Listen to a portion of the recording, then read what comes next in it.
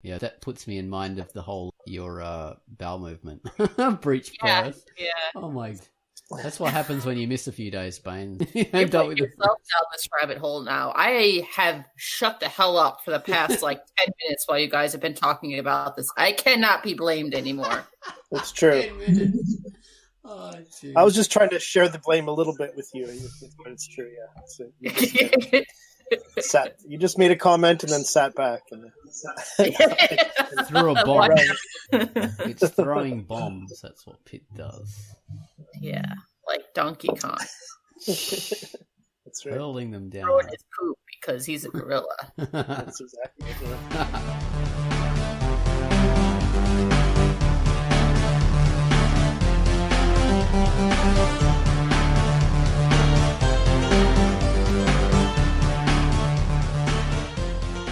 Hello and welcome to the QUACKCAST. This is the Drunk Duck QUACKCAST, QUACKCAST number 422. I'm Ozone Ocean and with me is Baines. Hi Baines. Hello. It's 2D2 Pitface. Toot toot! And Tangerine. Hi Tans. Hello. Tangerine Tans. Okay, so we are going to talk about a couple of things if we've got time, if we can do it. We're going to be talking about the idea of talking about your work positively to people you know. So not being self-effacing and self-depreciating and all that kind of stuff. And also the idea of portraying controversial historical characters and how you make decisions in order to portray them. So yeah, that's a complicated kind of thing, but an interesting topic. But before we get into that, I have to mention the featured comic. QUACKCAST is going to tell us about Breached. So, Kwai, tell us about Breached. Hello, this is QUACKCAST, and the feature I've selected for this week is Breached by Wrathborn, and it is rated M for mature. Shasta wakes up in the middle of a graveyard and receives a note detailing the next action she needs to take. She makes the wrong choice and gets her head blasted off, but luckily for her, she gets a second chance to right her wrongs. Time to make the right decision this time, Shasta. The comic is brought to you by the same creator of the featured comic, Joy to the World. It is drawn in black and white and is formatted into 3-panel comic strips.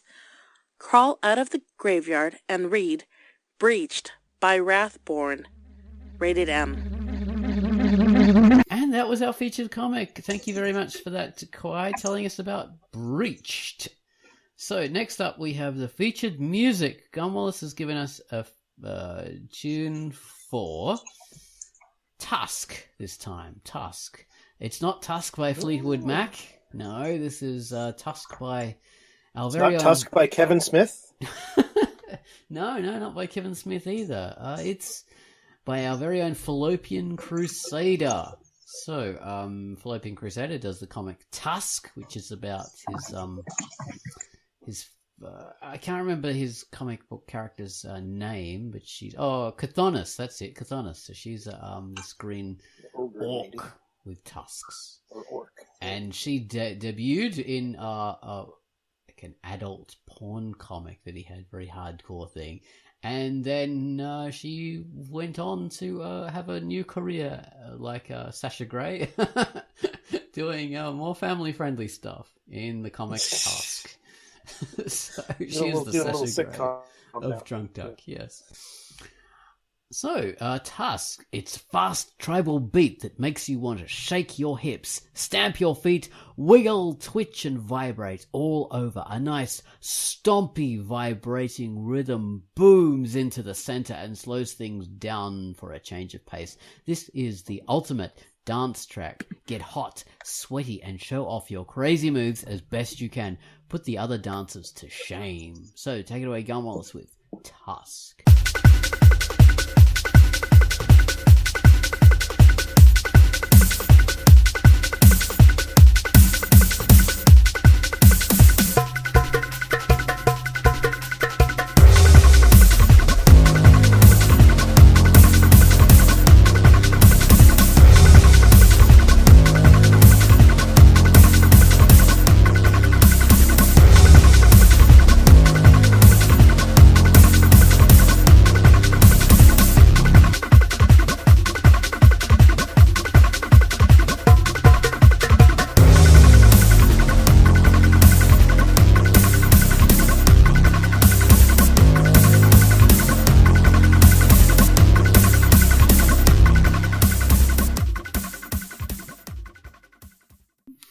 was our theme to Tusk. Yeah, I always think of Fleetwood Mac when I come across that title, because they really did iconically. I'm trying to think of what that song. Oh, you don't know Tusk by Fleetwood Mac? I'm sure I do, but I can't think of which song it is. It's a great film clip. They used to play, like in Australia on the ABC, which is our government TV channel. I suppose in Canada you've got a similar thing.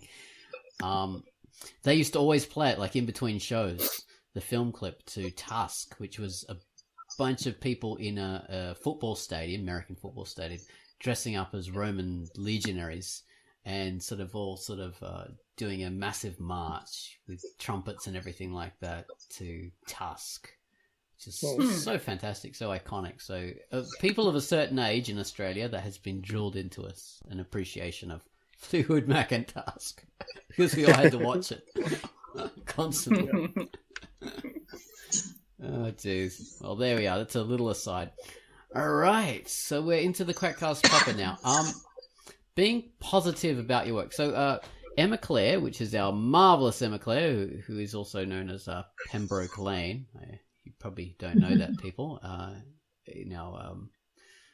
After Hours Dungeons and Dragons game, this marvelous Emma Clare, she's given us a news post about the idea of promoting your work to people you know. So rather than just promoting it to strangers and all over the place, it's talking about your work to people you know. Normally, when we talk about our comics to people we know, we're very self-depreciating, and we almost never talk to people we know about our own comics. Because to them, we think, we know them well enough to know that, well, we're really shy about, generally, I mean, maybe not all of us, I don't know, really shy about promoting things we've done, like, comics, especially an ongoing project like a comic, to someone we know and saying, yeah, you should look at this, please look at this. We wouldn't do that.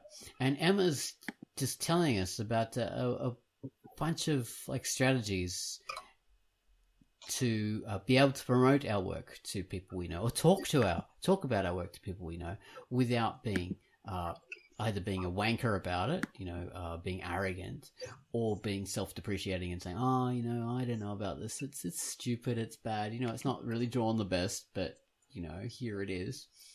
One of the things that I don't like that people do, just a little aside before I forget, that I think, and a lot of people tend to do it. I don't think as many do anymore, but when you put up a page for your comic and then somebody would just post with their own link to their comic, that's kind of douchebaggy stuff. Don't approach it like that.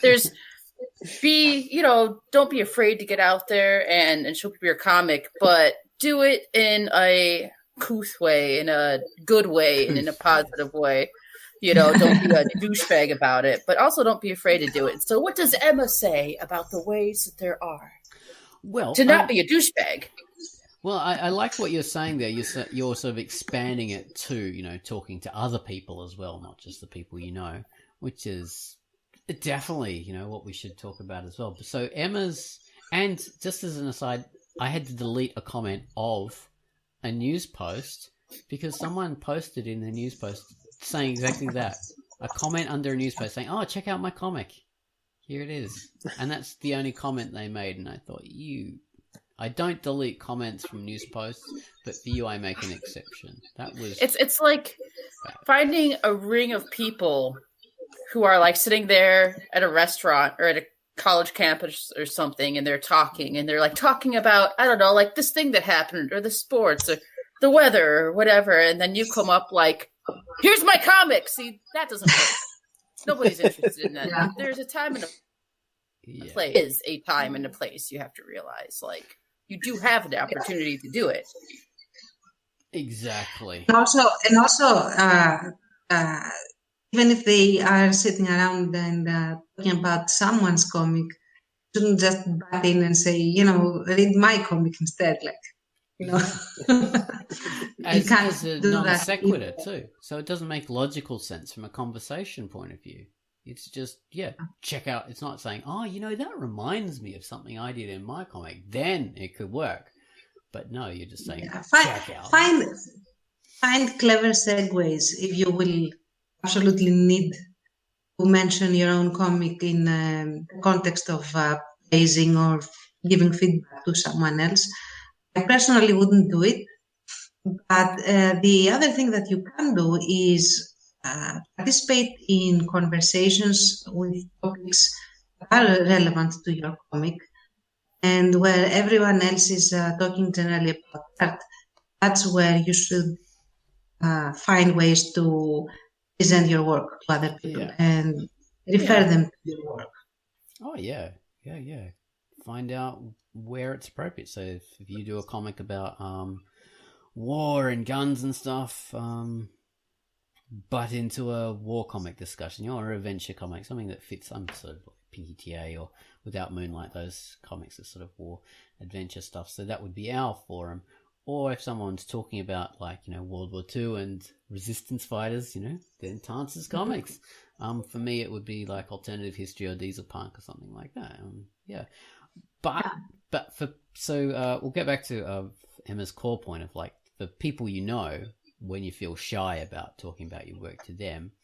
She says positivity is your way in. So talk about what you love about your work, your favorite thing about it, and be enthusiastic about it. So your enthusiasm will hopefully give them a way into enjoying your work, or a way into making them interested in it. And that will help you be able to share it, because you will be excited enough to talk about it and to be interested enough to be able to talk about it in an interesting way. But this also does apply to strangers, and promotion of your work as well. Generally, being positive about it can help. Yeah. And also another thing that you should consider is watch and learn from how other people do it that have had at least some success in getting people to read their comic. And also look at what mainstream media is doing regarding presenting works of art. Yeah, bad and good. Yes. And pick the methods that best suit you. Yeah. So a bad way of doing it is to guilt people into liking something. Oh, my work is it's I'm trying, but it's not really that good. Or saying you really should read this because it's about this subject and this subject, and it's worthy, and you really should. So those two approaches will turn a lot of people off. Some people, they might be receptive to that, but I think more people than not will be unreceptive. I know I am very against that kind of thing. Being guilted into is a good way of turning people off and making them not like you. And also saying, oh, this is a worthy comment. You must, like a BuzzFeed article. You'll be astounded by this work. You won't believe what this author had to say about this subject. And I think, oh, screw you. Clickbaity type. Yeah, no, I get that. And like, I know there will always be people out there that think like, well, however you can reel people in works. And if I go to 100 people and just drop my link, the chances are at least a couple of people will click. But here's the thing. If you're going to give, energy to do that kind of thing, you might as well do it towards something that's much more likely to have an impact rather than just spitting into the wind and hoping something lands, Yeah. Good point, because you're wasting so much effort. Whereas, and it's not only that. Yeah, that's what I was going to say next. If people are annoyed or bothered and associate your comic with this feeling of annoyance, say just annoyance, not necessarily loathing or something like that. Well, they are most likely never going to ever check out your comic of their own volition, because you represent annoyance to them. That nobody wants to be annoyed. Nobody gets annoyed on demand. So consider that you don't want to be associated with that irritating Jar Jar Binks sort of person that's in everywhere, where they shouldn't be just, drive home his message of read this or go there or, whatever. Well, there are exceptions, though. There are exceptions about everything in this life. One that comes to mind is Harkavast. I think his name's Daniel Stribley. So this guy would always go around, and his thing was like, he'd make some comment, but then he'd, like, in all capitals, he'd say, "Read Harkavast." And it became a catchphrase. Yeah, it was like his thing. That was charming. Exactly. He turned it into his own little Gimmick. thing. Yeah, gimmick. Exactly. That's what I was looking for. So that doesn't nearly fall to that category.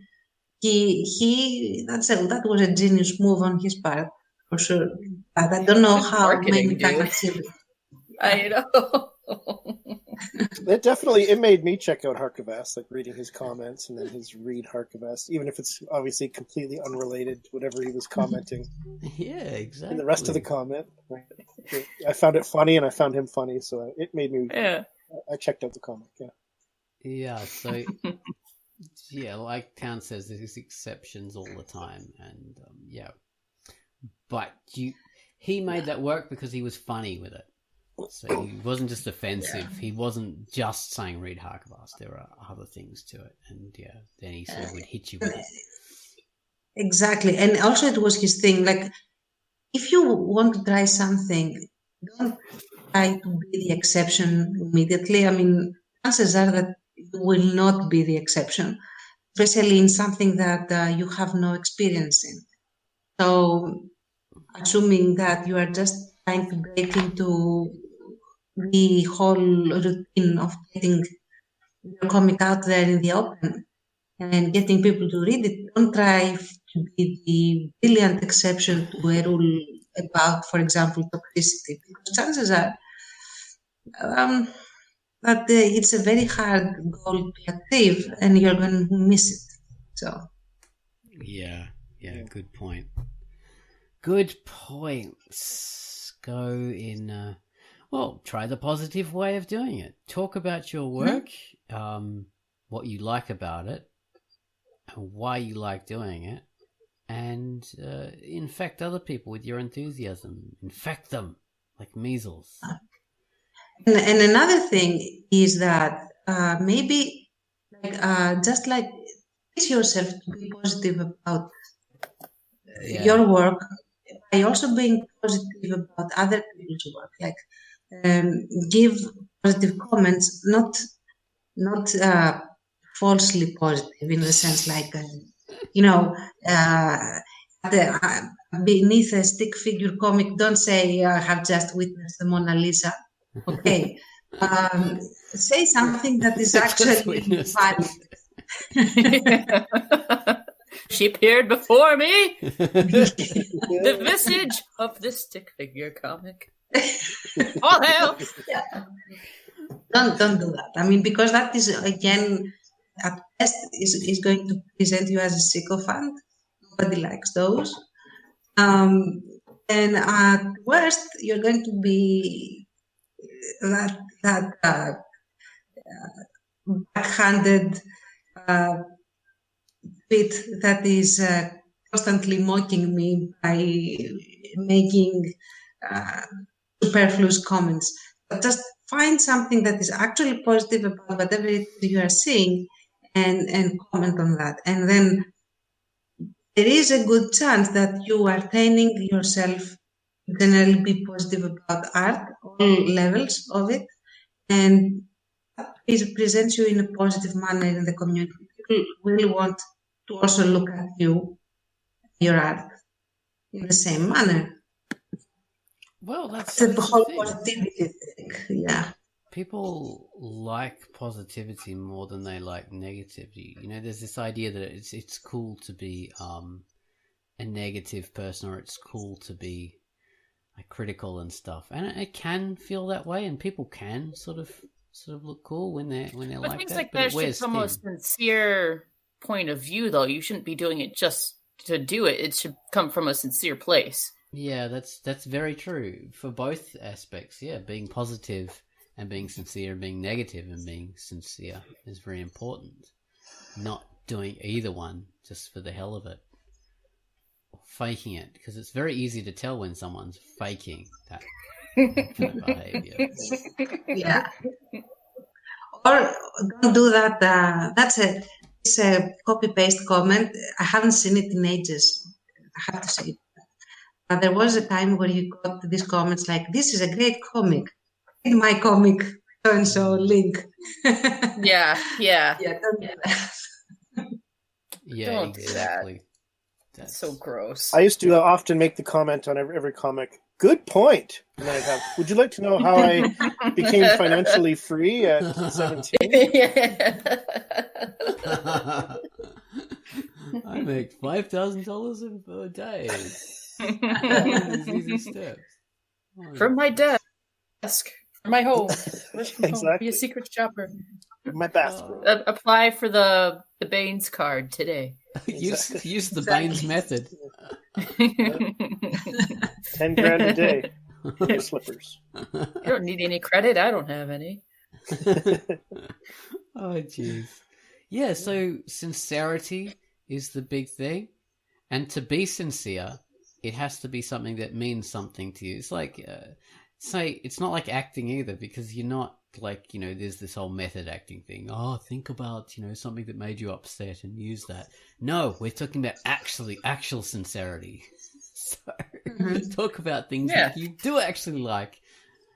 And if you don't one of those like things. Yeah, go on. Sorry. I'm a big mouth today. I'm really sorry, Oz. I've interrupted you like 5 times. Like, yeah, but my point. Oh no, go ahead. But no. I'm supplementing your point because I agree with your points. Yeah. Oh, now I forgot what I was going to say. Oh no. Oh, that's the worst. Yeah, I forgot what I was going to say as well. Damn it. Oh, fuck. Oh no. Give me a second. It was okay. So we were talking about leaving the links. Being sincere. Being sincere. Yeah. And it goes with, because you were about to say, I think if you don't have anything nice to say, don't say anything at all, that kind of thing, right? Yeah. And I was going to say too, even if you don't have anything nice to say, if you just don't have anything to say at all, don't feel compelled that you always have to leave a comment. You know what I mean? Like, go somewhere else. Just go to some place that inspires you to react. It's exactly. You don't need to fake sincerity. You don't need to fake it. Yeah, and there's this other thing that perhaps goes closer again to the whole being positive about your own work.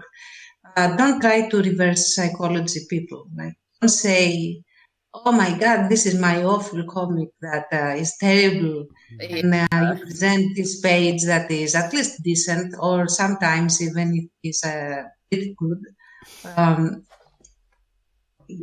Expecting people to rush and say, "Oh no, it's wonderful, it's very good." Stop being like this to yourself, because it might work for a while, but it gets tiring very, very quickly. And even the people that have told you that, "Oh no, you're pretty good, keep it up," and everything, they will not continue doing it, and they aren't actually interested in your work. They're just interested in boosting you up so that you can continue, which is it's a different goal that they are commenting for. They're not commenting for your art, so don't try to do that. Yeah, they're commenting to be your support network, and that gets really old. And even if eventually you go on and create another project, where you don't use that approach, there's still a stigma because you were somebody who didn't just it's not just the fact that you're sitting there trying to plead for people to come and say nice things to you. It's that after you do it for so long, you actually insult their intelligence because you're saying, "Oh, nobody's going to notice my approach. Nobody notices that I'm not commenting sincerely. They don't notice that I, why I'm actually in this. And they do. They absolutely do. It, eventually they will catch on. And so you are actually insulting their intelligence. So next time you do start to post some project or something like that, they will be far less likely to come and check you out, because it's like, all right, well, this is a manipulative person. I don't want to support that, Yeah, that's a good point. Yeah, manipulative people can be really easy to spot, and you really dislike them after all. Yeah. Insincerity and manipulation, not good. So yeah, remember that. But let's be positive about it and say, yeah, just you obviously have fantastic work. You do comics because it's something that you like. So talk about it because of that, and share that positivity with other people, because you're obviously someone who is a passionate creator, passionate enough to spend time on something to create this work and put it online and share it with people. So you've got enough confidence for that, so embrace that and let it grow. And even there are ways to ask for feedback without appearing as a self-deprecating person. And it's like, I have doubts about this and this and that. How can I do better? It's a neutral way. Or what do you guys think about this? Don't give any feedback about what you are thinking. Just ask them. Comment on a specific thing. Don't try to force people to react to your work in ways that don't try to preempt the response. Yeah, don't tell them how they should feel about it. Oh, this is crap. Yeah. If you need help with something, or you're unsure about something, actually ask them for help about it. Say, oh, I'm really not sure how this character reacted. Would this be appropriate in this situation? Or I don't know whether I got the arm right here. Maybe you could offer me some advice. It would be appreciated. Exactly. Yeah. And that actually might get your audience even more involved, because they freely offer you the constructive criticism, assuming that it's going to be criticism, and they invest in it, your art, together with you, which is nice. It's a very nice feeling. Exactly. All right. So I think one other thing I liked in there was Emma's point that you can help people be enthusiastic about comics in general, or web comics in general. If they're not reading, even if they don't, it's not all about your comic. It's like that made a huge impression on me. I was like, selling web comics to the world. Be getting an people ambassador. into it. Yeah, being an ambassador.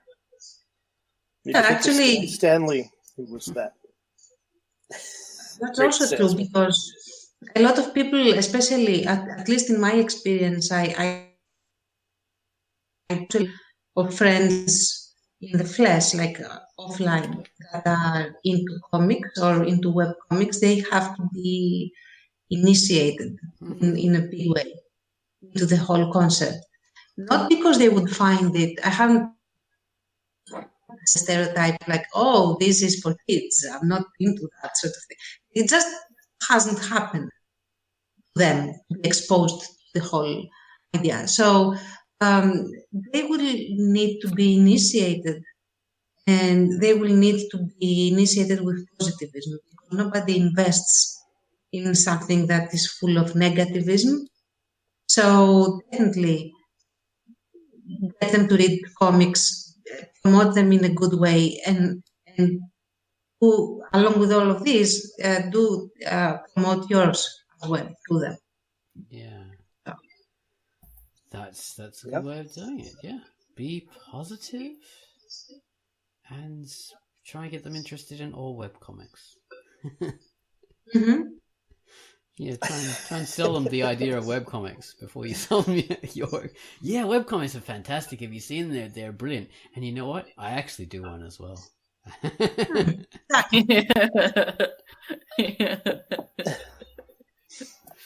Oh, jeez. Well, have we got anything more on this subject, or should we move on to the next? Oh, very nice, I think. Okay. Very nice. Very nice. Ah, you Borats. So, Tance, you came up with this idea about controversial historical figures, characters, people, and the way they're portrayed. So, obviously, they're historical. A lot of things are written about them by all different people. There's a lot of different views about these people. So when you're not talking about doing biographies necessarily. You're talking about, say, a fictional work. You're going to include this historical figure. Which approach do you take? Like the conventional one, the iconoclastic kind of view, the mainstream view, left, right, parody. In my opinion, if you are starting to think if I'm going to approach it from the left view or the right view, you have already started with a big minus, at least in terms of objectivity. Yeah, you've already lost, basically. Yeah, well, you haven't lost, but with like a dumbbell on your ankle, while everyone else is probably running properly. The idea is that, and often I pick the topics as in parallel. I'm thinking about stuff while I'm writing my own webcomic. That's why sometimes, not always, they sync up. Like whenever I am in the scene doing something, I might have an article that talks about how to do certain things. So, especially when it comes to history, like political history, let's say, or war history, you have a wide range of individuals that have left their mark, but the way that they have left their mark might age wrongly or age badly, let's say, or it might be construed differently as time moves on, or even while they were current, might have stirred up a lot of controversy about who they were, why they did what they did, and how they did. Yeah, Christopher Columbus is a great example of someone who is viewed very differently today than he was even 20 years ago. And actually, I almost had him as my image for the article, but I don't think that he is controversial anymore. I think everybody is agreeing that he was a douchebag. So I don't think that he is that controversial anymore. The idea is that when you are called because you are doing, for example, a historical piece where this individual would have been encountered by your fictional cast, then you have to have him or her as a character in your story. And that means that they're going to have agency. They're going to have a specific, let's say, personality impression. They're going to leave their mark passing through your comic. Yeah. And you control this 100%. So what do you do? Pop quiz. It's your world. Mm-hmm. And you have to come up with how this person's going to react and be. So you have to pick which way you're going to go. But before we get any further into it, you also had the example of, say, Lex Luthor, and so it does the same approach does apply to like established characters that have other writers, like the Joker, anyone that is Batman. Anyone that is being treated as a more or less actual personality, Yeah. Even if they are fictional, then they get more or less the same treatment. Yeah, exactly. We've seen all sorts of different portrayals of the Joker in film and comics and everything like that, from a sort of a madcap, more friendly kind of person to an anarchist, and all sorts of different ideas, a mad person. So yeah, people just approach it in different ways. And I think controversial. Oh, sorry. No. I think controversial too, as a term. I think you could take somebody who isn't controversial in the sense, like Tange was saying earlier, Christopher Columbus isn't a controversial person really anymore, because we're all pretty much agreed on who he is or who he was and what impact he had. But I think you can use supposedly non-controversial figures still in a controversial way. Like, there's always some kind of politics that's going to come with using somebody who actually lived once. Like, for instance, if you take a figure like Jesus, who, Christianity can be controversial, but Jesus as a figure isn't usually that controversial. Whereas if you put him in a comic or something like that, it's going to become controversial, because you're going to take this person who became an icon for something or another, and you're going to be discussing them or using them in a way that other people might not necessarily agree with, right? So it becomes controversial. Mm-hmm. Yeah, like what is it? The Bible according to damn it, the red-headed Jesus. Yeah. Oh God. We had him on the show. Jesus 2016. Okay.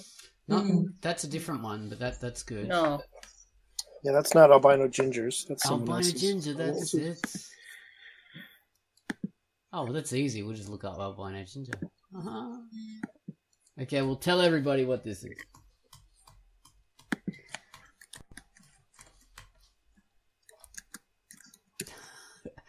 It's like the Holy Bible, the albino ginger version. Yeah. Right. That's it. Okay, we'll have a link to that one for people. Yeah, so he's portrayed all these characters in a very different way. And this Captain Galactus or something like this is another one about this this hero captain guy, and Jesus appears in that one again and again. He has a very different kind of portrayal of Jesus, and as you said, Baines, Jesus 2016 is another portrayal of Jesus in a God, Drunk Duck is full of Jesus characters. Controversial. Yeah.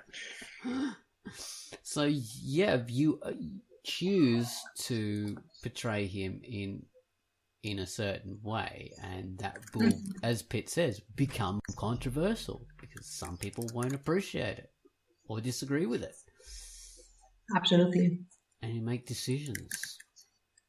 So, yeah. And that might just be a risk that you need to take too. Like, I think there are some people out there that do a great job. I don't think you should sidestep using a historical figure just to be like, I don't want to create controversy, and which is, of course, totally up to you. You don't have to create controversy either.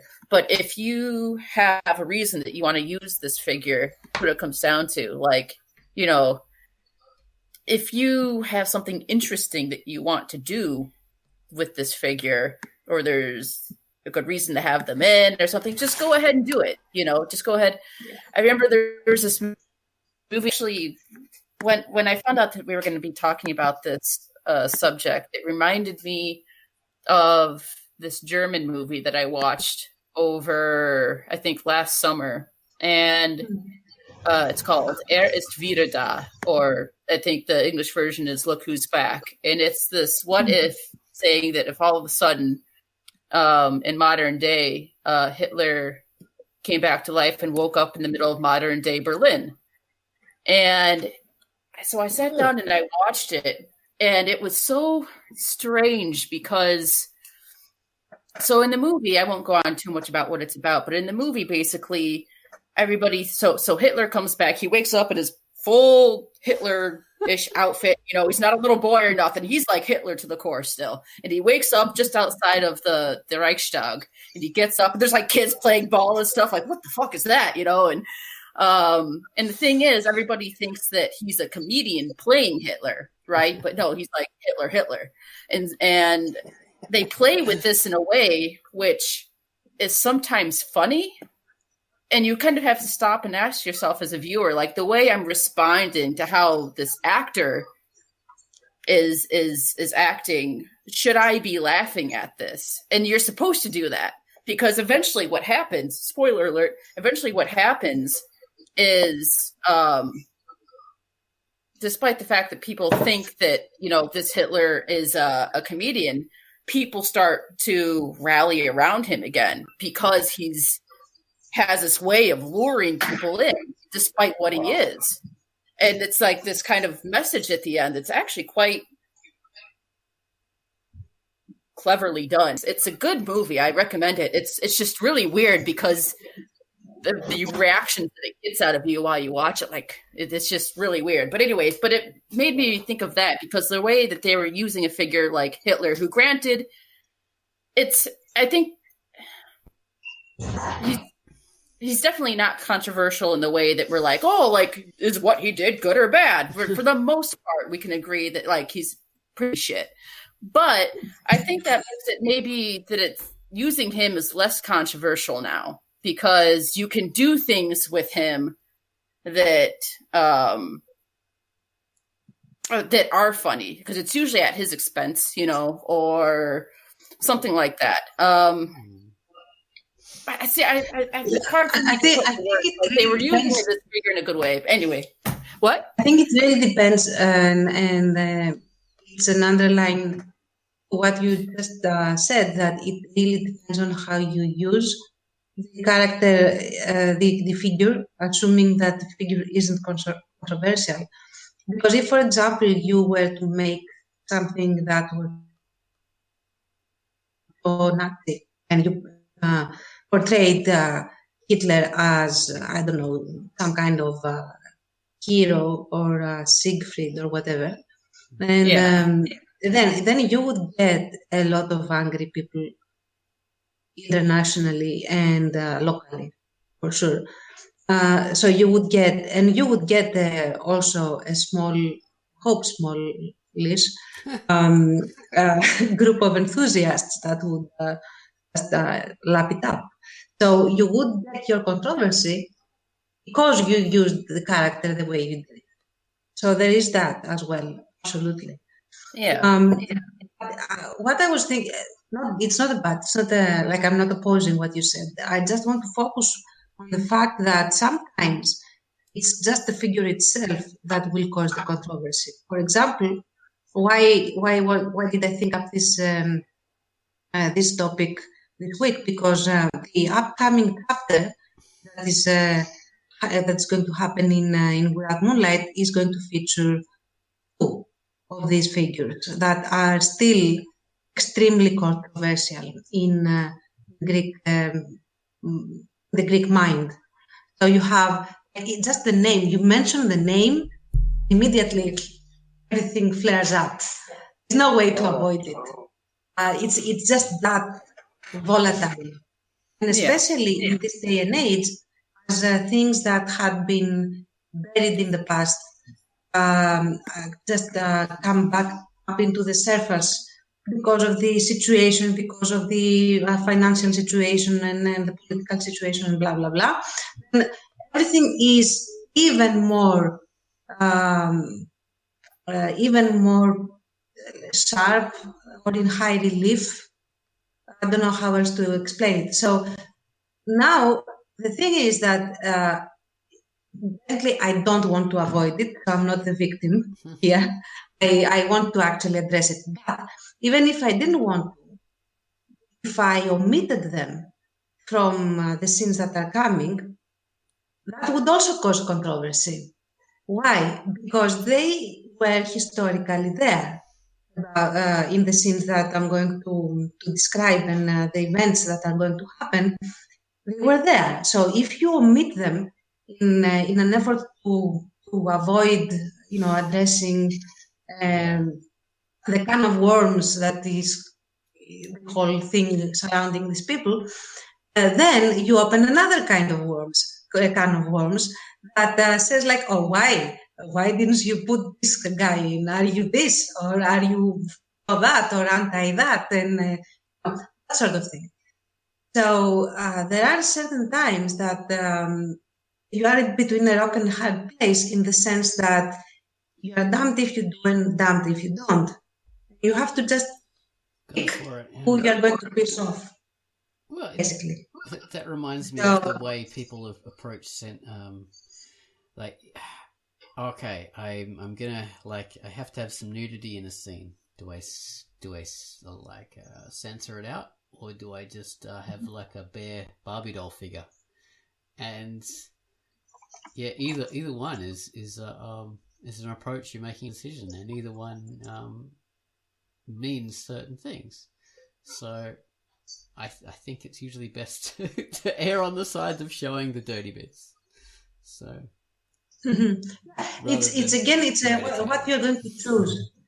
And the thing is that you have to also be aware of your own biases, because it's impossible. We are human beings. You can't be absolutely neutral, especially if you are very close to the subject matter. But even if you aren't, as you are reading through the history, you are going to lean positively or negatively towards certain things. Just it comes with the territory. So you are going to have biases when you are presenting this particular people. You have to be aware of them, so that you can make the decision how much of this bias you're going to allow to trickle in to your scene. Oh yeah. And, like, be able to detect it, not be blind to it. Is my point. Don't overcorrect and then make the person go like too far against your bias or whatever. Just be aware of it. And I can't think of any examples at the moment, but so Tesla, a character like that. Obviously, there's a lot of love for him on the internet because, I don't know, someone made a meme about him, and then there was a huge fan club about people like loving him. So if you're aware of your biases, in regards to loving him, then you might think, okay, now I've got to realize that, hang on, he wasn't such a great guy. Maybe people have exaggerated the love of him. Maybe I should show maybe Edison wasn't such an evil person. But you don't want to go too far in the other direction and actually portray Tesla as like the mad scientist character he became, and collecting fingernails and all that kind of stuff. I don't know. Well, the thing is, like, for example, I'm really a big Tesla fan. I absolutely love Tesla. Oh my God, we've uncovered one of them amongst us. Oh yeah, and I really do think that Edison was a douchebag, and considerably less talented. That doesn't mean without talent, but less talented than Tesla was. My opinion. That if anyone asks, but that's not the point. The point is, though, that when you are very positive towards a person, you will not do him any favors if you portray him like a saint. Yeah. What is it? Hagiifying a person? Yeah, like an iconography of a person, making them into this, putting them on a pedestal and worshipping them, because you will not make them inspiring. You will make them a symbol, and symbol can inspire people, but people don't identify with it. The point is that if you love this person, you want to make him part of someone's world, in a sense. And relatable and all that kind of stuff. And exactly. And you also want to show that they were not perfect, because they weren't. Yeah, Tesla was weird. He was rude, absolutely rude. And he was a very difficult person to be around. So he was vain as well, incredibly vain fellow. Yeah, he was a very dapper gentleman, and he didn't know how to manage money, and he had a lot of things that would describe him as lacking foresight, which is ironic for a person that had such sight in his field of science. Yeah, and then of course he veered off the edge. Yeah, as happens. But yeah, so we accuse. I mean, say Edison was a brilliant businessman. One of his main traits was that he was able to get a whole lot of inventors together and buy their patents and stuff. So he realized the money is in patents. It's not actually buy their patents. Yeah, so he got a whole lot of stuff together, and he was very, very talented at doing that, more so than inventing. But we think of Tesla as like the misunderstood inventor guy. Tesla did this in America when he first came there. He was doing sort of a similar thing in that he was patenting ideas in the States that hadn't been patented there. They had been already patented by other people in Europe, and he realized, hang on, no one's patented this thing over here. I can put my name on it and patent it, and I can make the profits of this idea in the States. So, he was doing sort of the similar thing. So the things we criticize Edison about and say, oh, good on Tesla for being, this mad, beautiful genius. Well, come on, he was he's human. He had his faults as well. The thing is that Tesla was, for example, if I were to put Tesla in a comic, in a historical comic, the idea would be to show that he was miles ahead in the thing that he was interested, because that's how things work. So, and he was average or below average in the things that weren't interesting to him. Like, for example, or perhaps there are some theories that he was actually afraid of relationships with other people, which is a completely different thing. And Edison, on the other part, was an extremely successful con artist. So I'm going to show that as well, because that again takes skill. He was very skillful, and you have to show that. You have to show that he was strong. He had a strong suit where the other guy did. And the idea about people that are geniuses is that they are not geniuses in everything. They are not perfect in everything. That's a main issue. They are people that are very good in a field, and everything else has to sort of pace after that. And there will be others that try to take advantage of them. There will be, like, for example, he had this great relationship with Westinghouse, who, like, they had like a great synergy together. But that was something that you would need to portray, not as like two brothers in arms came to revolutionize electricity and also revolutionize the relationship of labor conditions versus, big owners and stuff like that, which they did. They did this to profit and to also propagate something that they were interested in.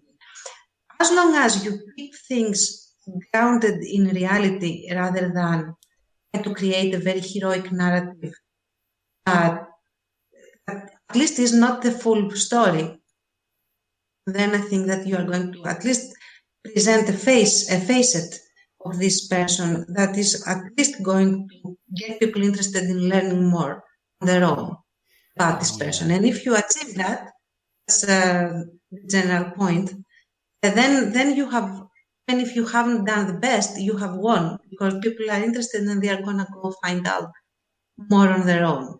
Yeah, they'll approach it for themselves. Exactly. Well, speaking of that, I saw this movie the other day. I think it was called Double Cross. That was it. So it was about this fellow, can't remember his name, who was a drug dealer in the United States. So he would fly drugs from Mexico over to the North America, and he'd sell them.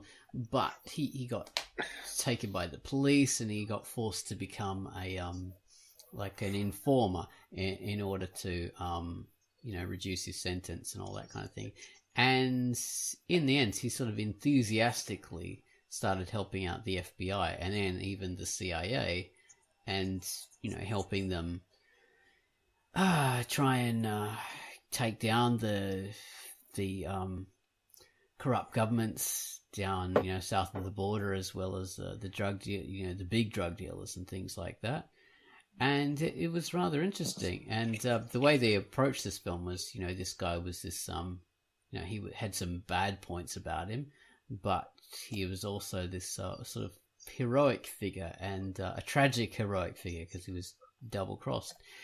And I started to think that maybe they're just being a bit too nice about this character. Maybe they're portraying him too heroic and too misunderstood. So I actually did some research for myself. So like Tant says, so I went to look it up and find out for myself. And so I saw videos of news reports from the day about this man, which was really amazing that you could do on YouTube.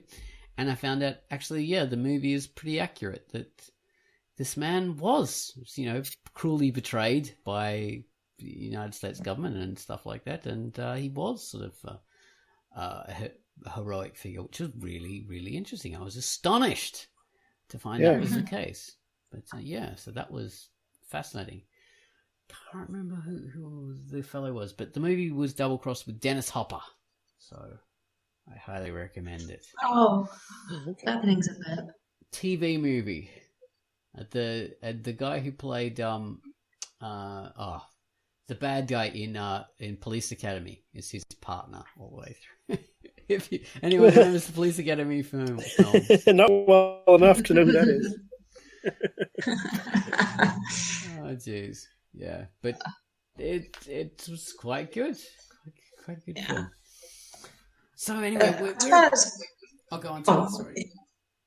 Oh, I just was going to say that a very good rule of thumb, very quickly, about how to go about presenting a controversial person is that can you defend your choice factually? Like, you have some factual evidence or some kind of ground on which you are building whatever it is you are building about the character. If you do, then okay, then you are good. Like, don't focus on the hearsay. Yes. That's the thing. Don't go for some fringe theory about your character, about this person who's going to be the thing, and use that as your main way of portraying them. Because unless your work is about some kind of fringe theory, then... unless you want to, that's always the thing. Like there is, I think, this movie about Elizabeth and Shakespeare. I don't remember the title, but it's all about this. No, not that one. It's a story about how basically this that dramatized it, about how Shakespeare wasn't actually the actual author of the Shakespearean works, but it was this duke that was very close to Elizabeth, and he was borrowing this very average playwright's name to sign all his brilliant works because it was beneath him as nobility, right? The theater and this sort of thing. This is a legit conspiracy theory, and it was Elizabeth herself that forbade him to sign his own works.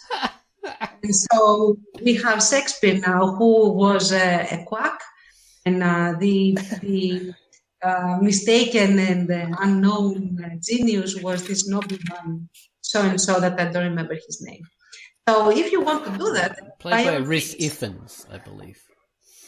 Just because you have historical figures in your work doesn't mean you're aiming for, like, it doesn't mean that you have a work then of, see, I keep on wanting to say historical fiction, and that's still too vague because, yeah, technically it is historical fiction then, but historical fiction, we kind of assume that there's an attempt to be, like, all the way historically accurate, however subjective as that may be. That the author still has some point in mind of being historically accurate. And that's not always the case. You know, so sometimes people might have look at fucking Bill and Ted.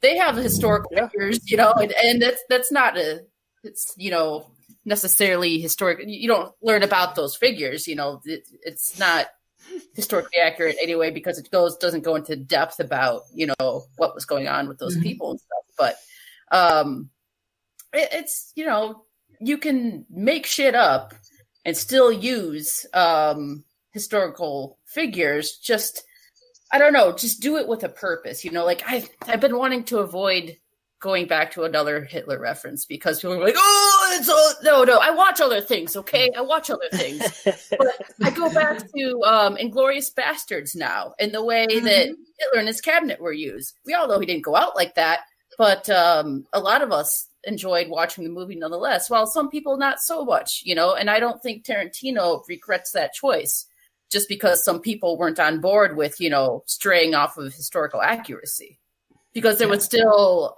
a point to it. It was still fun. It was still a ride, you know, it was, so just have a point. Unlike me, just have a point. You know, it depends on the kind of the project that you're doing, and also it depends on how sincere you are to your audience. Like, for example, if you are going to go basically alternate universe like Tarantino has, you know, be upfront about it. We're going to explore something different than what actually happened historically, and then that's fine. Some really, really excellent works, both in novels and in movies, have alternate historical lines. Exactly, so, just be sincere. Go back to Emma Clark's, you know, positivism. Okay. It's a good news post, yeah. Well, there are so many more things we can say and examples. Steve Jobs, another kind of figure, people make him into Julian Assange. I didn't see the movie with Benedict. There were two movies, weren't there? To pull something from the headlines. Oh, there were a couple. Oh, yeah. And now he's seen in a very different light. Well, I mean, because I think with him, when he came out doing his whole thing, it was that he was more of an anarchist and that he didn't choose sides. But I think after the whole Hillary thing, you know, the release of the Hillary emails, it turned out that he actually was choosing sides, and that dented his image massively, because he's only a figure for good and a figure for, like, you know, like a Robin Hood kind of figure if he didn't have an agenda and if he was neutral and I'm just going to expose everyone. It doesn't matter from the richest guy to the poorest guy, from all sides. And then it was like, no, I'm only going to expose the people that I have a grudge against. And that dented him really, really baddy. And that has tarnished his image ever since. I do wish he'd been more even-handed. Yeah. I mean, this is a complex story. I mean, if that film was made now, yeah, for sure. But I wonder, like, what if they do make more movies about him, which I dare say they will. Like, what would that movie be a year from now versus what would that movie be 10 years or 20 years from now versus 50? You know, I'm sure very different. And also, another thing that, since you mentioned that, from culture to culture and country to country, the appeal of a personality changes drastically. For example, and I didn't put that because I didn't want that kind of controversy under my article. But for example, the current queen England is very controversial here in Greece. Whereas I think, at least as far as I know, that she is mostly popular with English. And the thing is because the actions that are attributed to her regarding stuff that concerns us as Greeks are of a specific nature. So she is not considered as like a protector, but as an aggressor.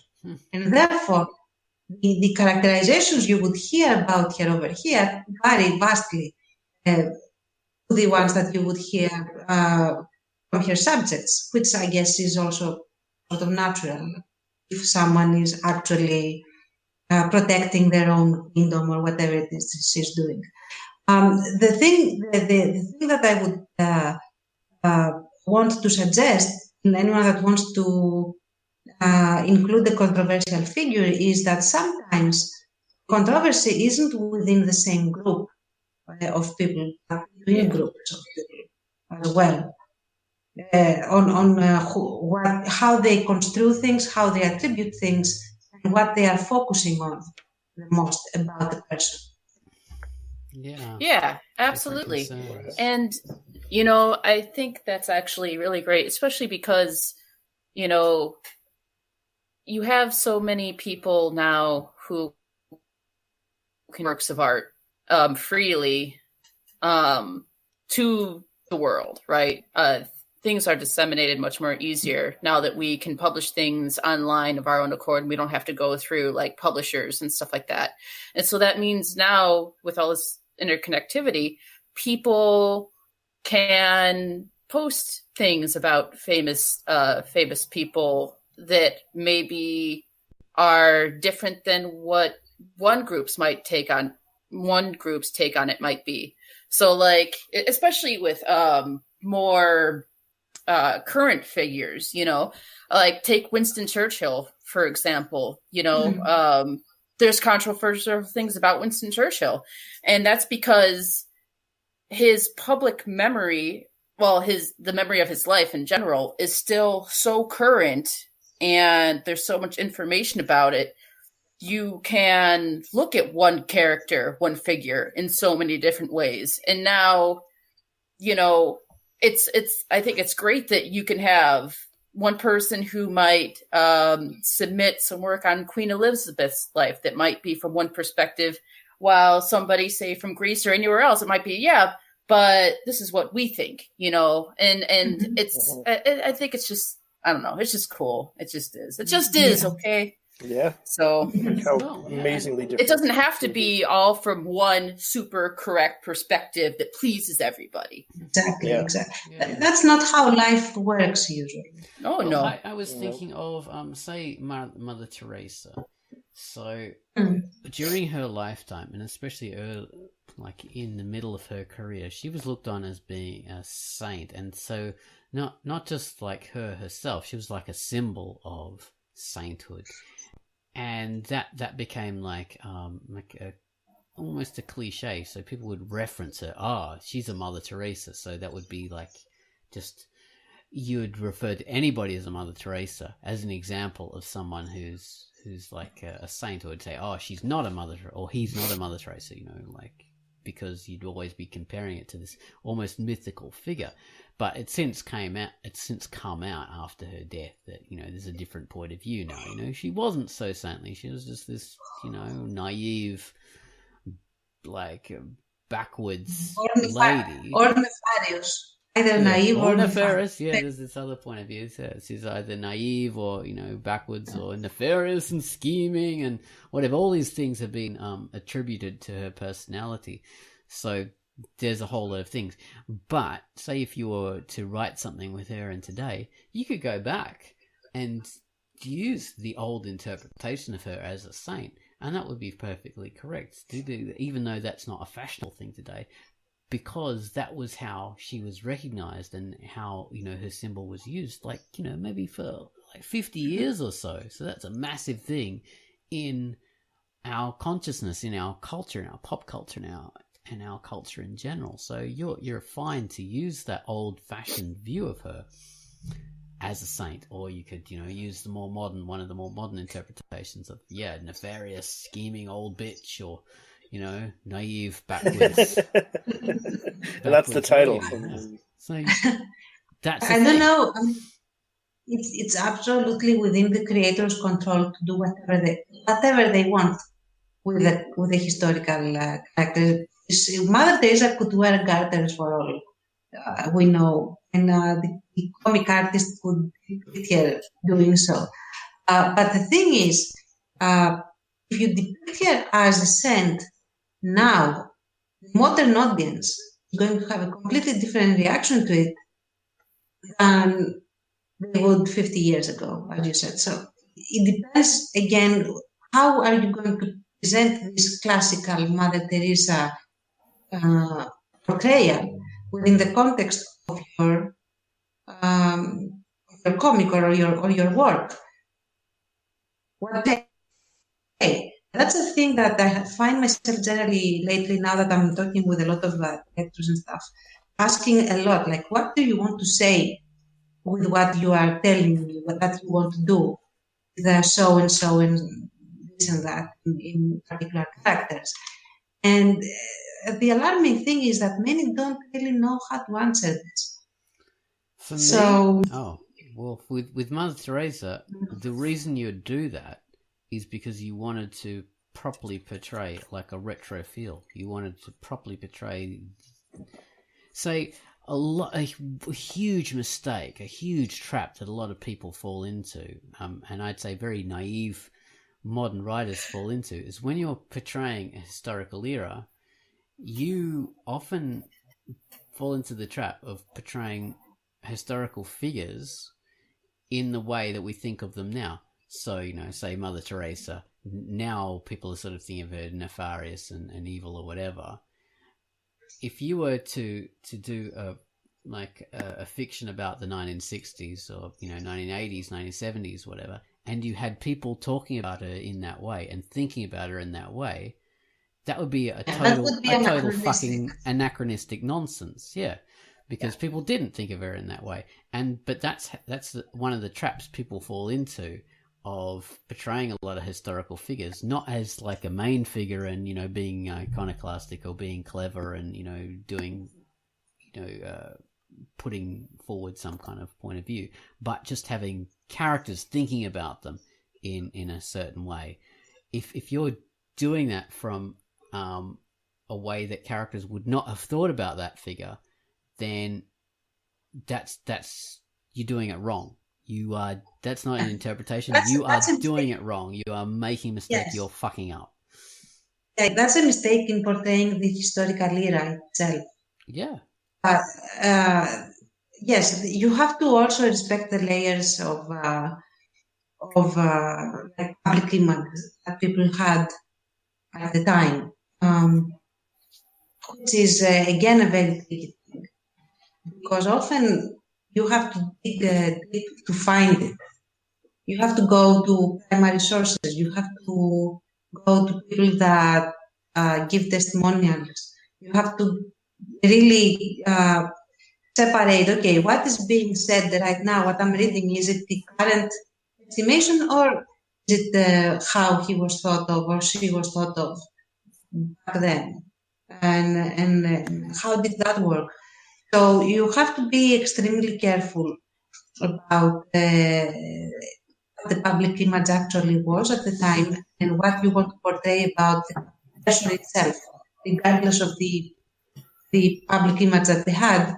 Okay, so she was, for example, thought of by everyone as a saint. Okay, I'm going to portray this, but do I want to actually show her as a saint? Do I want to show her as trying to be a saint and being something else? Do I want to show her as this devil that, wore the ship's clothing or whatever?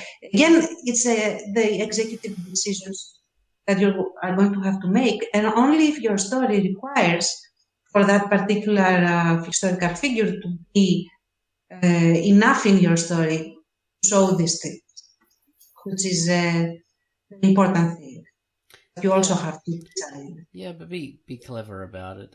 We brought up the idea of Jesus before, so it's a mistake to play Jesus as already being a character that everybody, like if you were portraying Jesus in his early life, and if you showed everybody respecting him and him generally regarded as this good bloke that everyone loves in his early life, you're doing the story completely wrong in every way, because that happened after he died, and we, like, in the very end of his story as a person, the whole point of the whole Jesus story was that he wasn't universally loved. He was crucified and he was betrayed and all this kind of stuff because it was going against, the culture of the time. So that's, you don't confuse modern takes on things or later takes on things with how the character should have been in an earlier stage in their life. So that's an important thing to realize as well. You don't want to portray like Lincoln as always being this lovely benign figure in every aspect of his life. He wasn't the freer of the slaves, in his early days as a clerk or lawyer or whatever he was. So, you've got to, can't conflate things. Anyway, we're at 100 and we're at 1 hour 15 minutes now. So should we wrap it up now? Or? Yeah. Okay. Bravissimo. Bravissimo. Encore. No encores. All right. Thank you very much for listening to QUACKCAST number 422. Positivism and characters being... What is the thing? Controversial characters. You forgot our topic. You are now controversial. Controversial characters. All right. Thank you very much. Bye-bye, people. Bye-bye. Bye. Go off and be great. But not too great, because then we can't write about you. Yeah. I thought I half expected you to go be excellent to each other, because we referenced. There you are. Go off and be excellent to everybody. And do air guitar.